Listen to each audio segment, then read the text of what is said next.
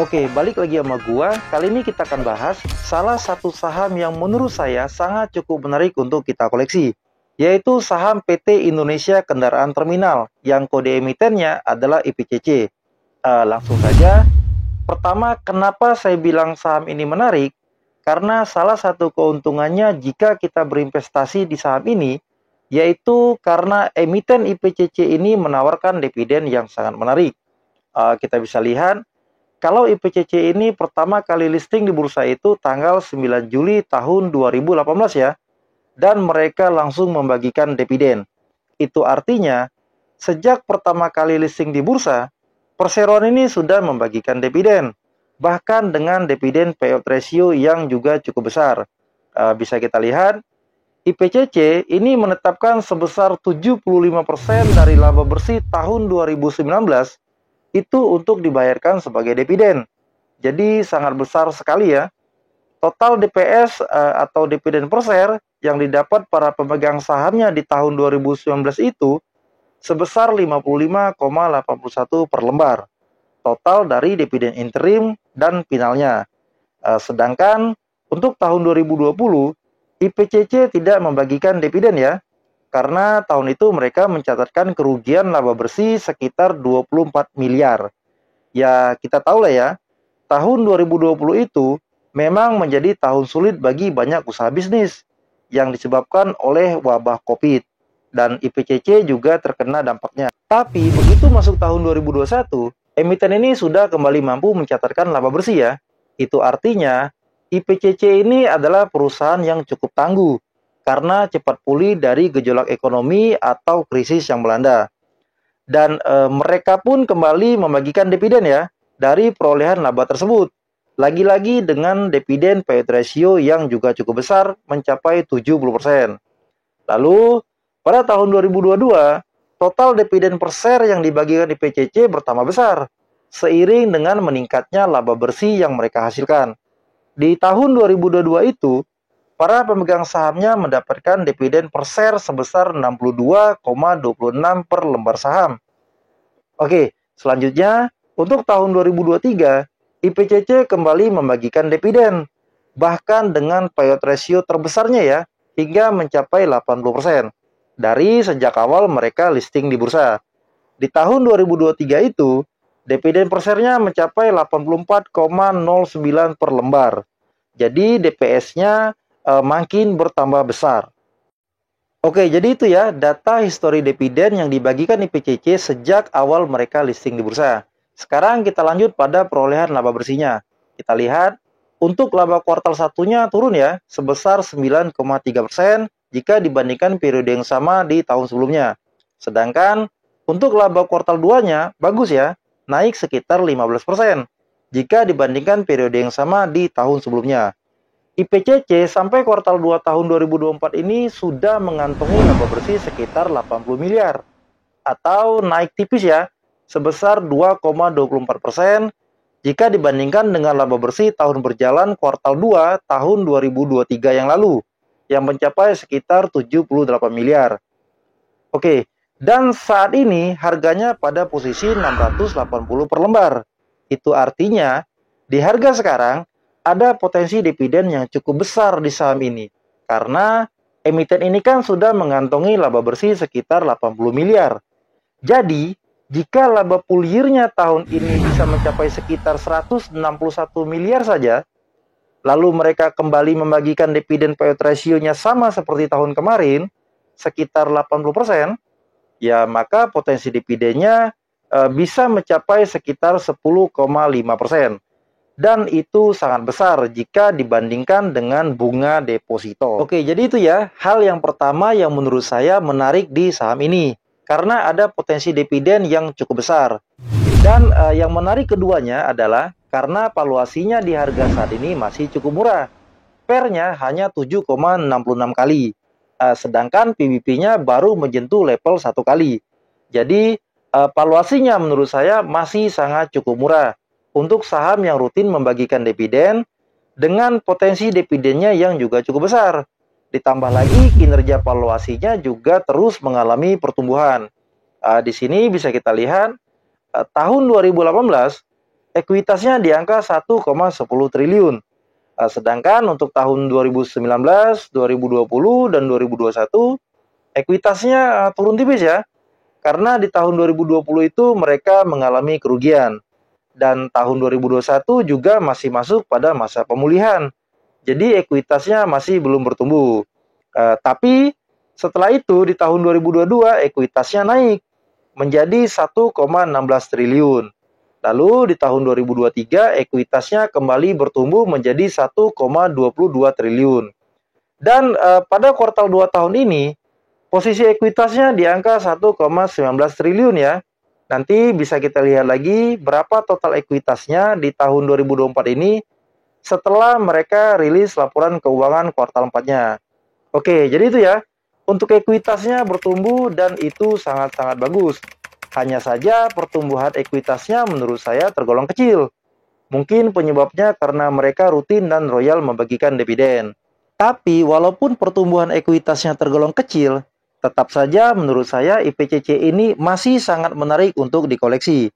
Oke lah, mungkin kita tidak mendapatkan pertumbuhan ekuitas yang besar jika kita invest di saham ini. Tapi kita bisa mendapatkan dividen yang cukup besar setiap tahunnya.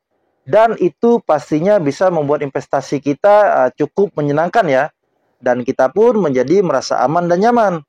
Karena kita tahu uang kita ada di dalam sebuah perusahaan yang rutin membagikan dividen. Sebuah perusahaan yang bagus, bukan perusahaan yang tidak bagus. Apalagi kalau kita bisa dapat dividen yield 10% setiap tahunnya. Pastinya itu akan sangat menyenangkan. Oke, jadi itu ya. Dan yang menarik ketiganya menurut saya karena kinerja labanya juga bagus. Ya, tentunya kita harus invest di perusahaan yang memiliki riwayat pertumbuhan laba yang baik.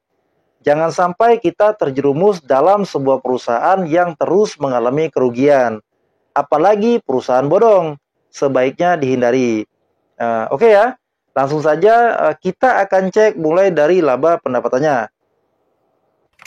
Oke, jadi itu ya. Dan yang menarik ketiganya menurut saya karena kinerja labanya juga bagus. Ya, tentunya kan kita harus invest di perusahaan yang memiliki riwayat pertumbuhan yang baik.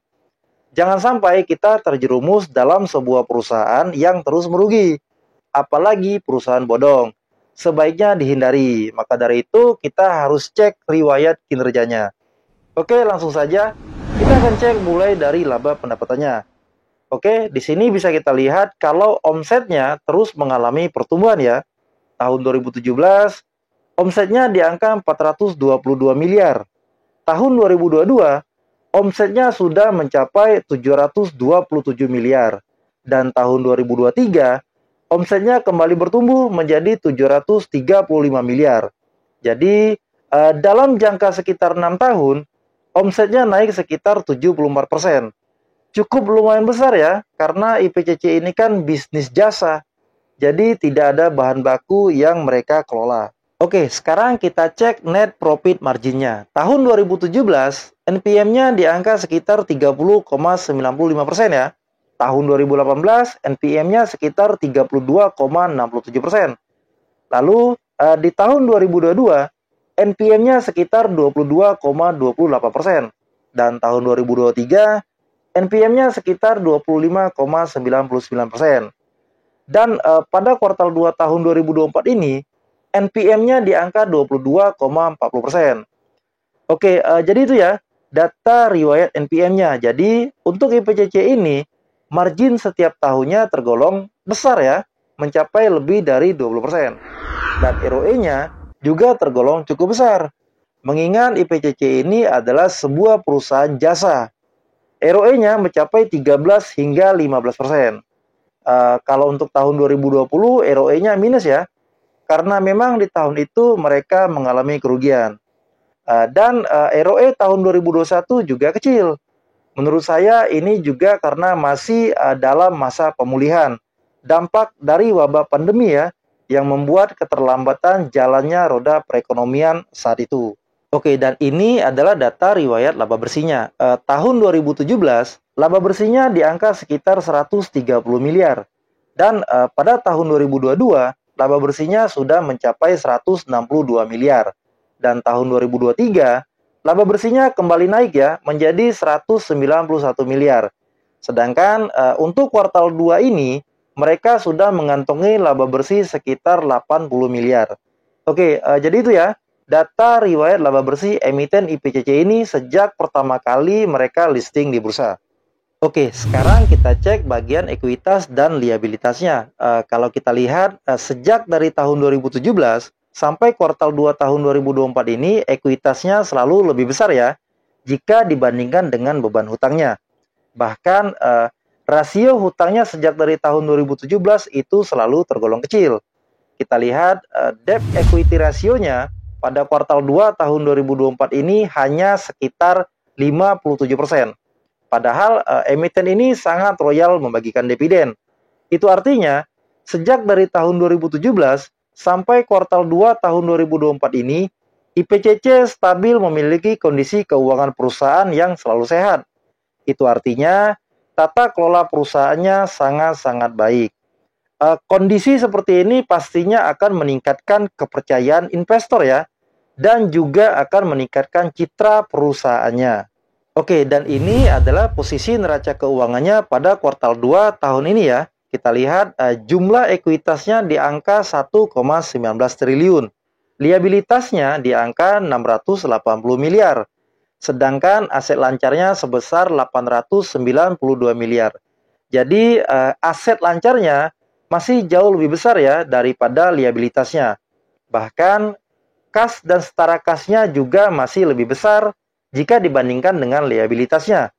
Saat ini uang kasnya sebesar 769 miliar ya. Itu artinya, jika IPCC ini mau segera melunasi hutangnya, maka dengan sangat mudah mereka bisa melunasi semua beban hutangnya. Oke, jadi itu ya. Neraca keuangannya sangat-sangat sehat. Dan emiten ini menjadi bertambah menarik ya, karena posisi uang kasnya sangat kuat. Dan mereka tidak memiliki hutang bank atau pinjaman berbunga lainnya. Sehingga emiten ini bisa dengan sangat mudah untuk membagikan dividen karena memang uangnya ada. Dan juga mereka bisa dengan sangat mudah untuk melakukan ekspansi bisnis melalui dana yang ada di internal perusahaannya. Oke, sekarang kita masuk pada pembahasan prospek bisnisnya. Jadi IPCC ini adalah perusahaan jasa terminal kendaraan terbesar yang ada di Indonesia ya.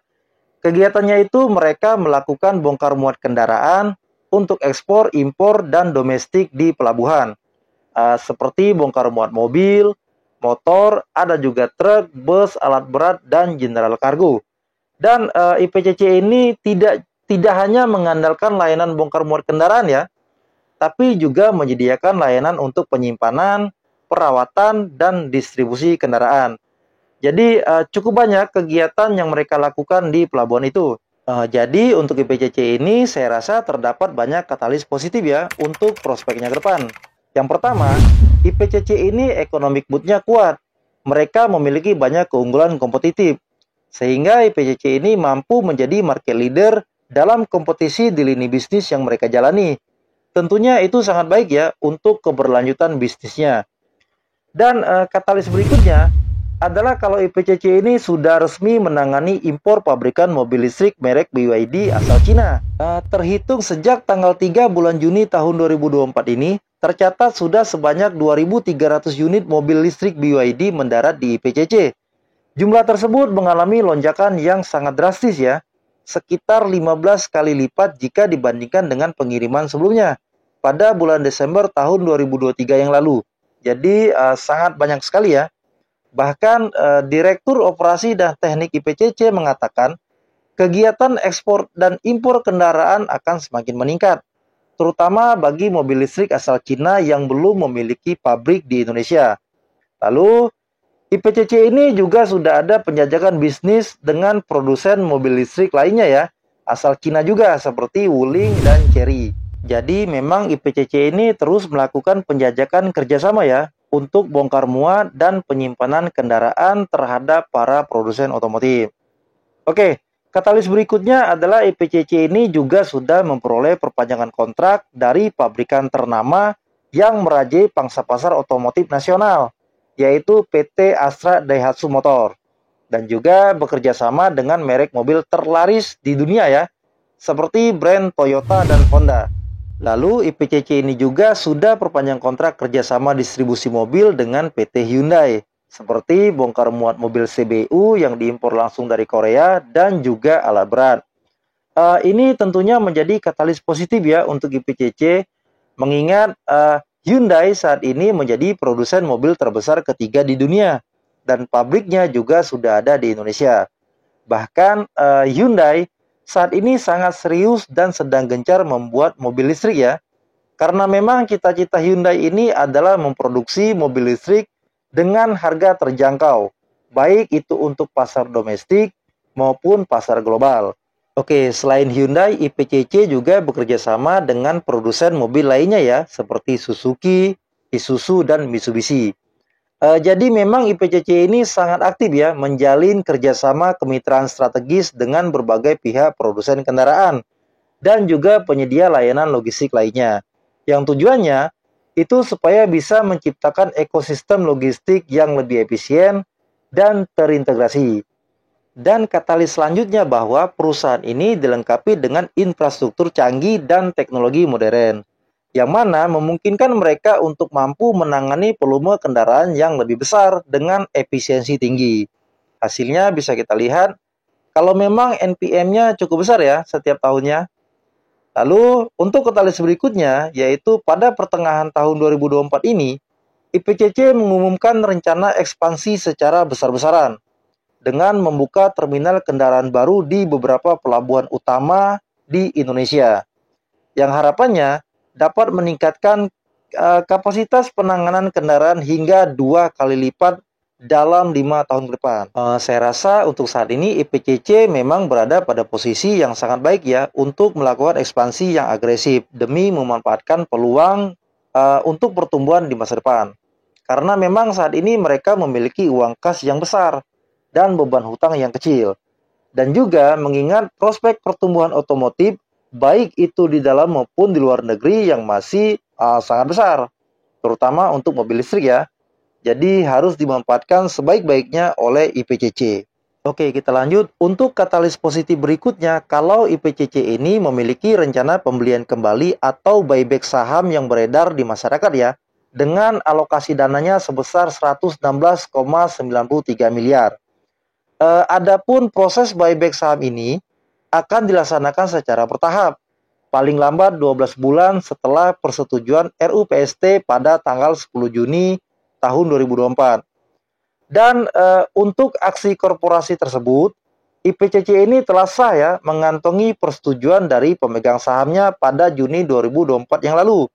Jadi itu ya. Nanti mungkin sekitar pertengahan tahun depan, IPCC ini sudah mulai buyback sahamnya.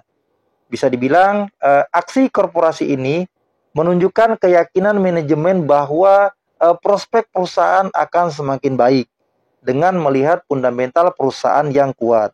Oke, sekarang kita lanjut untuk katalis positif berikutnya, yaitu kalau IPCC ini sudah merencanakan untuk melakukan ekspansi bisnis dengan mengelola beberapa terminal kendaraan di wilayah timur Indonesia. Oke, jadi itu ya. Prospek masa depan IPCC terlihat sangat menjanjikan ya, karena selain neraca keuangannya yang sehat, valuasinya juga masih tergolong murah. Dan mereka juga terus aktif menjalin kemitraan strategis dengan berbagai pihak termasuk terhadap para produsen kendaraan dan penyedia layanan logistik lainnya. Dan mereka juga masih terus melakukan ekspansi ya, demi untuk memperluas dan meningkatkan kapasitas layanan penanganan kendaraan, demi untuk memenuhi kebutuhan pasar yang terus berkembang. Oke, jadi itu ya. Dan kalau ditanya ke saya, lalu berapa best price-nya? Oke, jadi menurut saya harga saat ini masih tergolong murah, karena prospek bisnisnya masih cerah, sedangkan valuasinya masih cukup murah. PER-nya masih di bawah 10 kali, PBP-nya juga masih di level 1 kali. Ditambah lagi terdapat potensi dividen yang cukup besar mencapai hingga lebih dari 10%. Tapi kekurangannya menurut saya ada pada pertumbuhan ekuitasnya yang tergolong kecil. Maka untuk itulah kita harus tetap menggunakan margin of safety yang baik. Jadi menurut saya Kalau harganya bisa terdiskon sampai 30% dari harga sekarang, maka akan jauh lebih baik. Itu artinya, di harga saat ini 680, dikurang 30%, maka harganya di angka sekitar 470 per lembar. Nah, di harga 470 per lembar inilah yang menurut saya sudah memenuhi kriteria MOS yang baik untuk saham IPCC ini. Tapi kalau mau masuk di harga sekarang juga tidak masalah, karena jika labanya tahun ini dan tahun-tahun berikutnya terus meningkat, maka harga sahamnya pun pastinya akan ikut naik, mengingat prospek bisnisnya masih sangat cerah. Tapi saran saya bertahap saja ya, karena bisa saja labanya turun. Dan kalau labanya turun, kemungkinan besar harga sahamnya pun juga ikut turun, mengingat gejolak ekonomi global masih berlanjut. Oke ya, mungkin itu saja analisa dari saya. Video ini saya buat bukan untuk ajakan menjual atau membeli saham ini atau saham tertentu. Ini cuma analisa, hanya sebuah pemikiran dari kami pribadi. Segala keputusan tetap menjadi tanggung jawab masing-masing ya. Oke, semoga bermanfaat. Oke, thank you guys.